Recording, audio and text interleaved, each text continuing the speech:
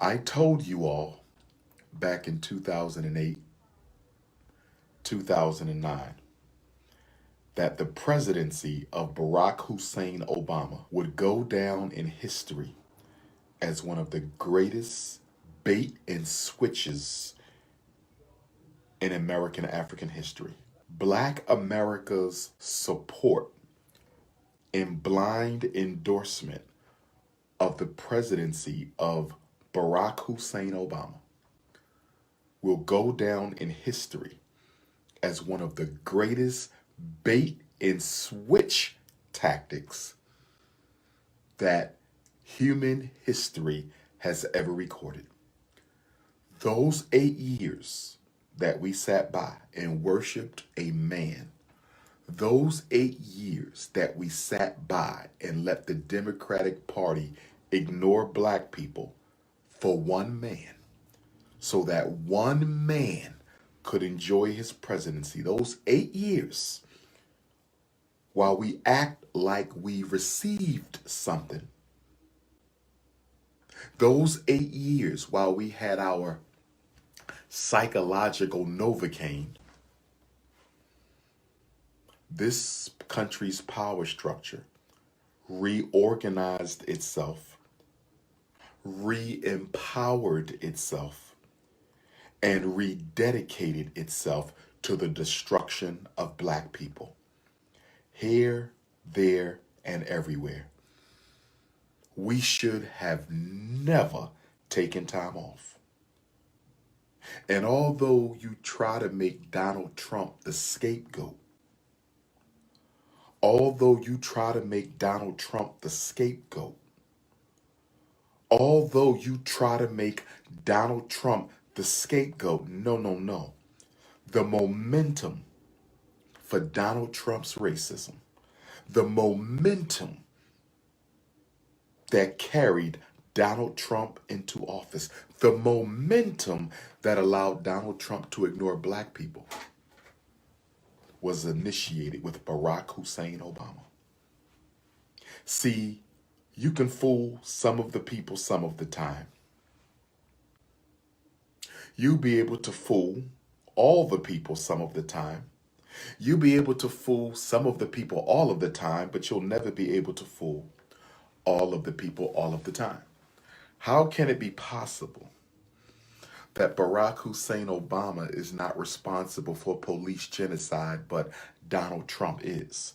How is it possible that Barack Hussein Obama isn't responsible for mass incarceration, but Donald Trump is? The point that I'm getting at, brothers and sisters, is we have to stop treating individuals as saviors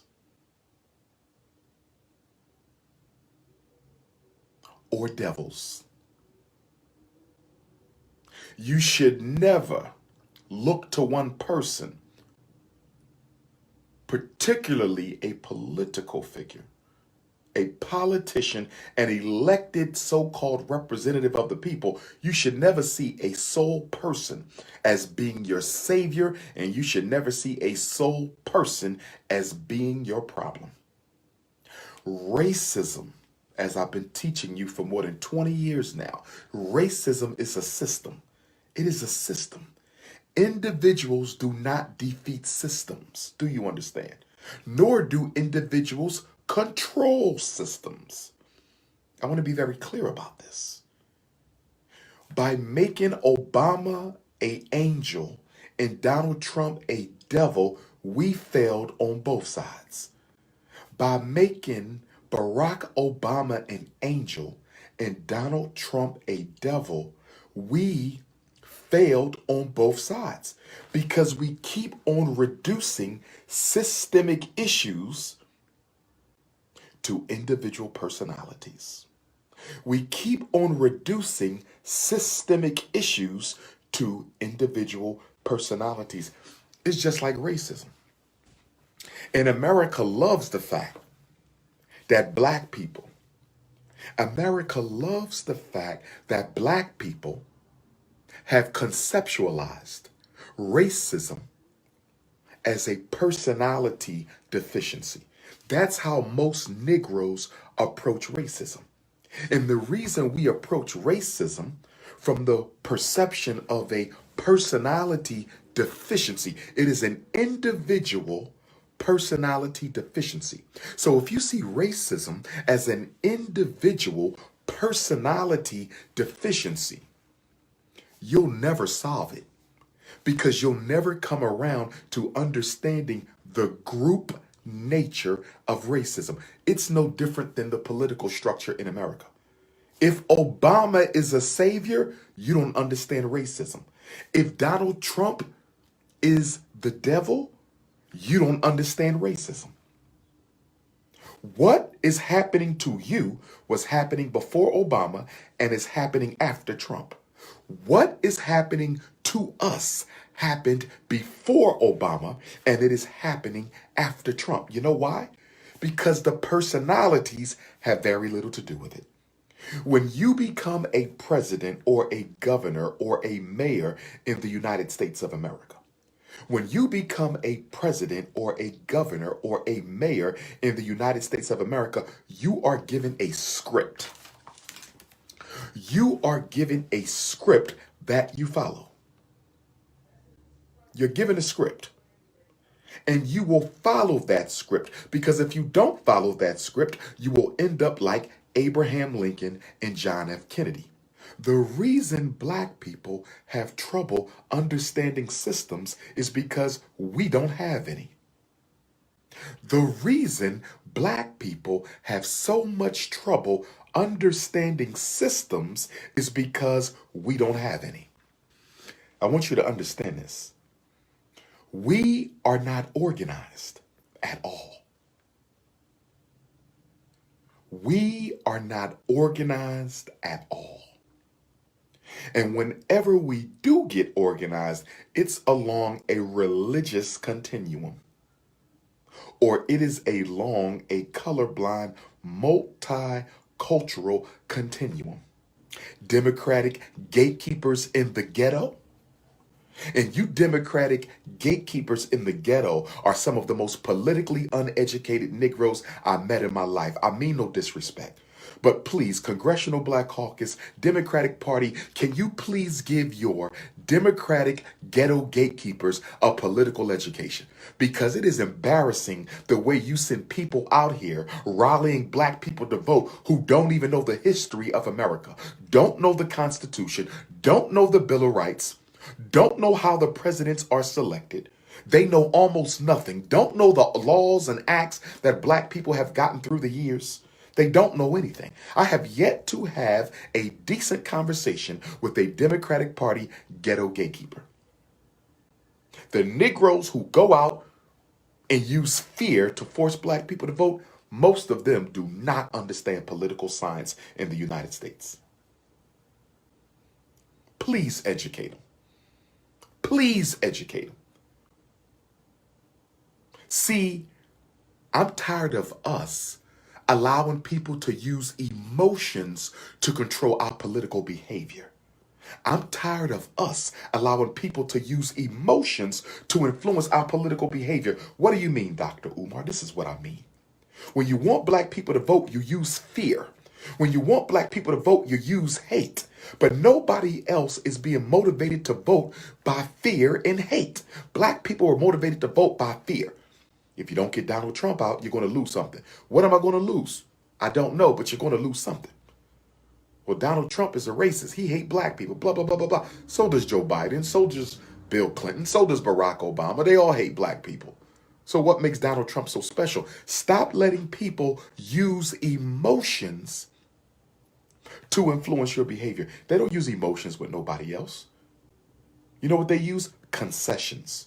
You want black people to vote? Use emotions. You want white people to vote? Use concessions. You want black people to vote? Use emotions. You want Europeans to vote? Use concessions. You want black people to vote? Use emotions. You want Latinos to vote? Use concessions. You want black people to vote? Use emotions. You want Mexicans to vote? Use concessions. You want black people to vote? Use emotions. You want Asians to vote? You use concessions. You want black people to vote? Use emotions. You want LBGT to vote? You use concessions. When are we going to wake up. We're the only people who are led around on a political leash based on emotions. They get you riled up, and by getting you riled up, they can get you to do anything they want you to do. Nobody else comes to political decisions that way except the American Negro. Everyone else is motivated to vote by a concession. Obama and Joe Biden is the greatest tag team championship I ever seen in my life. Barack Hussein Obama and Joe Biden are the greatest tag team championship ever. They better than Hulk Hogan and Randy Savage. They better than Hawk and Animal with the Road Warriors. They better than Junkyard Dog and Tito Santana. They better than the British Bulldogs. They are the greatest tag team of all time. Barack Hussein and Joe Biden. Those two. And then if you add Bill Clinton, oh my God. Oh my God. Let's throw Hillbilly Bill up in there. Let's throw Wild Bill up in there. So you got a 3-man tag team championship. Wild Bill Clinton, Insane Obama, and Crazy Joe. Wild Bill Clinton, Insane Obama, and Crazy Joe. 3-man tag team. These 3 Democratic presidents. Don't talk to me about the Republicans because we already know what they are about. We already know what George Bush Sr., Jr. and Trump is about. We already know because they were honest. They were honest with the Negro. George Bush Sr., former CIA director, he never lied to you or promised you nothing. George Bush Jr., you saw what he did when Hurricane Katrina hit.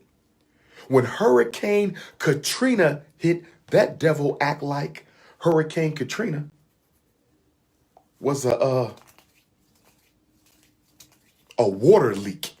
He treated Hurricane Katrina like a balloon that exploded, like a sink that had a leak in it.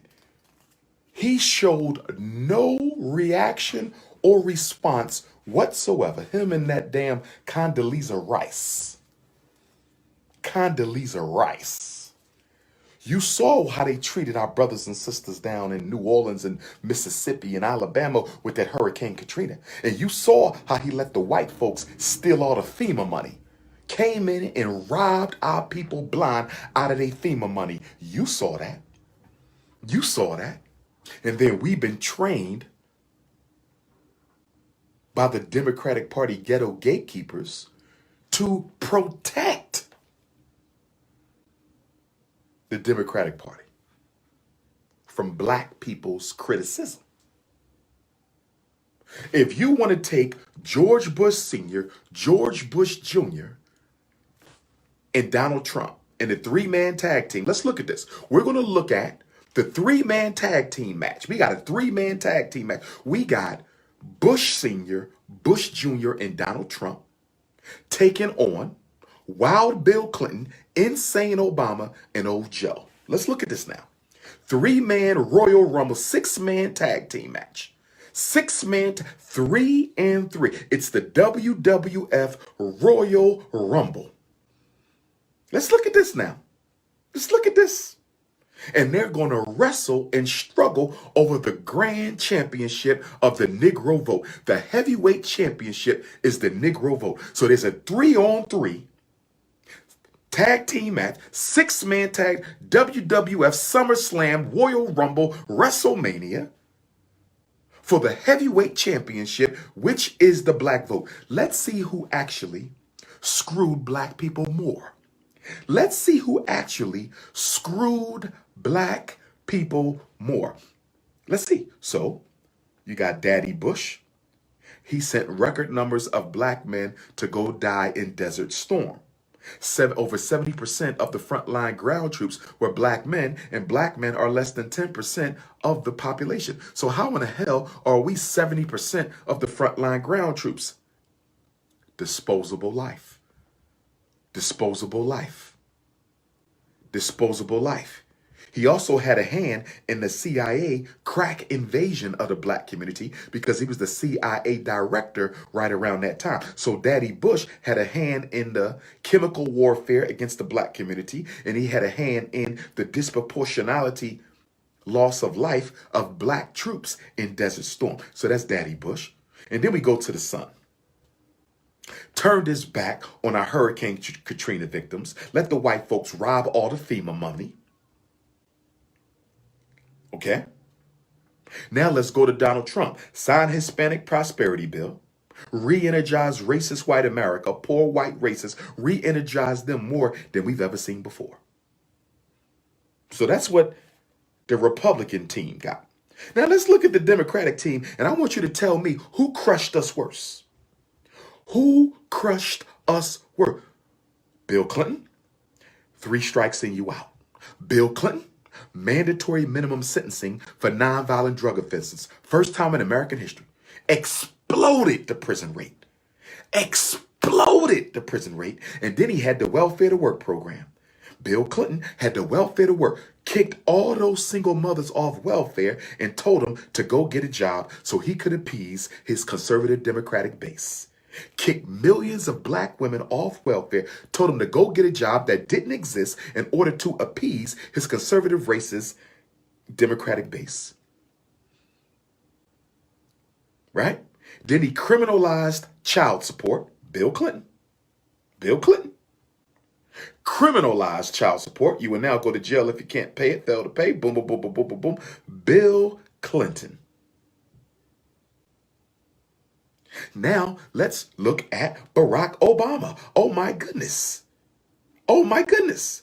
LBGT'd black children, transgendered the public schools, ignored black people totally, took everything we fought for and gave it to every other minority group but us, put Assata Shakur at the top of the most wanted list, first time a woman was that high, raised the bounty to $2 billion, took money from HBCUs and gave them to white colleges, did nothing about police genocide,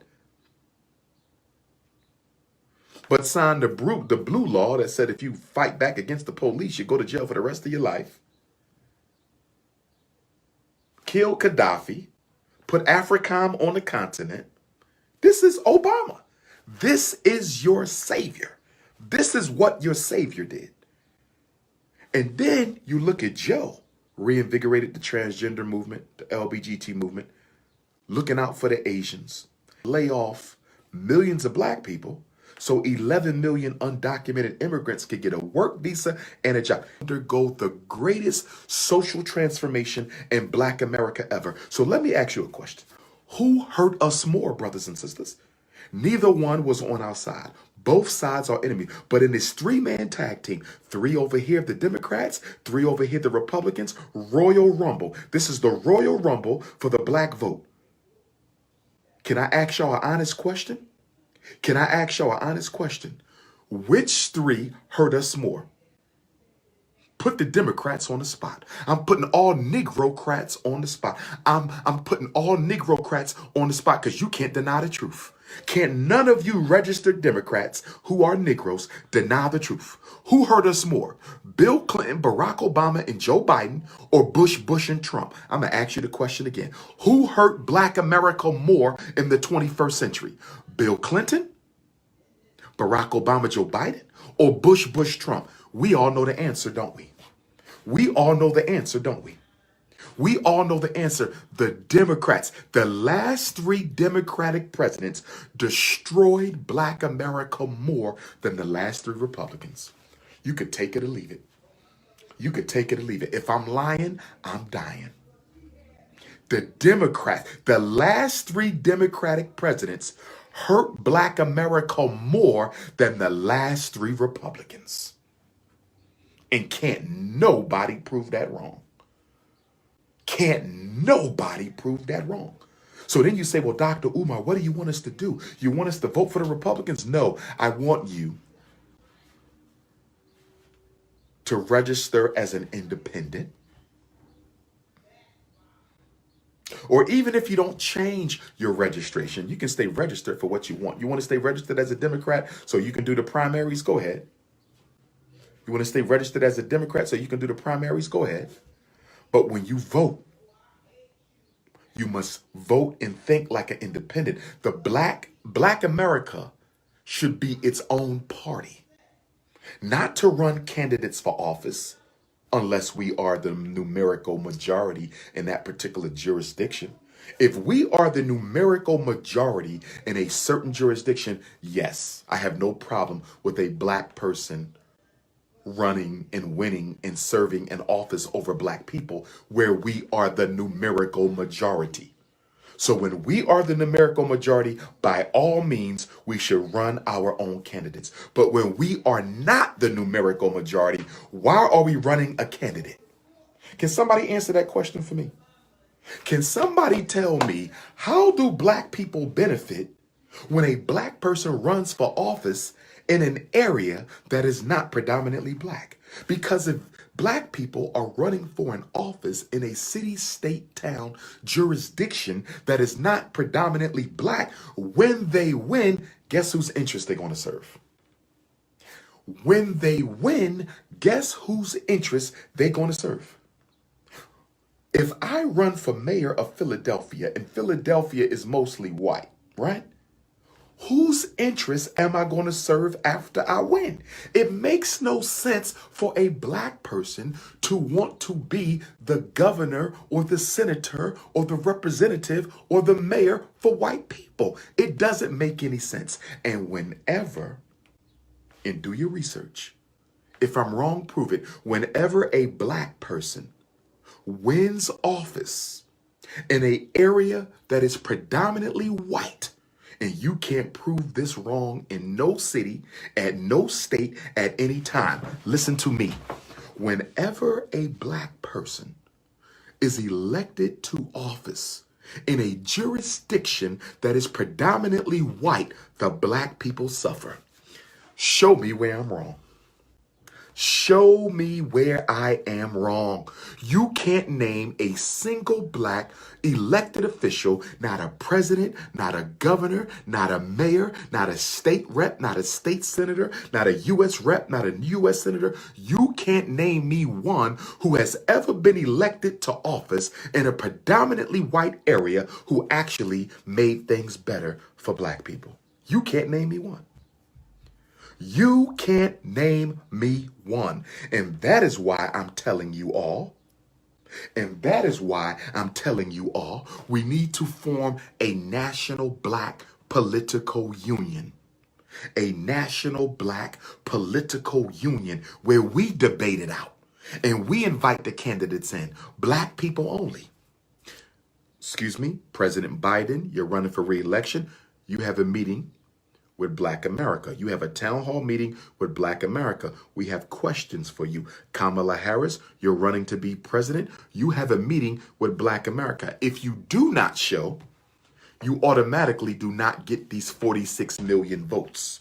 If you do not show, you automatically do not get these 46 million votes. That's how we should operate. The fact that most black folks are either Democrats or Republicans speaks to how politically uneducated we are, speaks to how loyal to the white power structure we are, speaks to the illusion of inclusion. It speaks to the illusion of inclusion. Now, let me get away from this for a minute. Congratulations, 3-man tag team championship. Wild Bill Clinton, Insane Obama, Crazy Joe, you have effectively won the title and hereby proven that the last 3 Democratic presidents have destroyed Black America more, far more, worse more than the last 3 Republican presidents. But Negroes are still in love with the Democratic Party because the Democratic Party owns the black church, and the Democratic Party donates to the black church, and the Democratic Party stays going to the black church, and the Democratic Party knows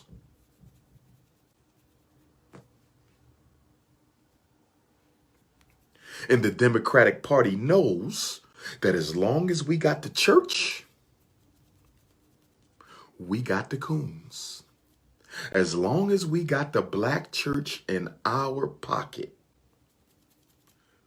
we will always own the black vote. So let me segue for a quick minute.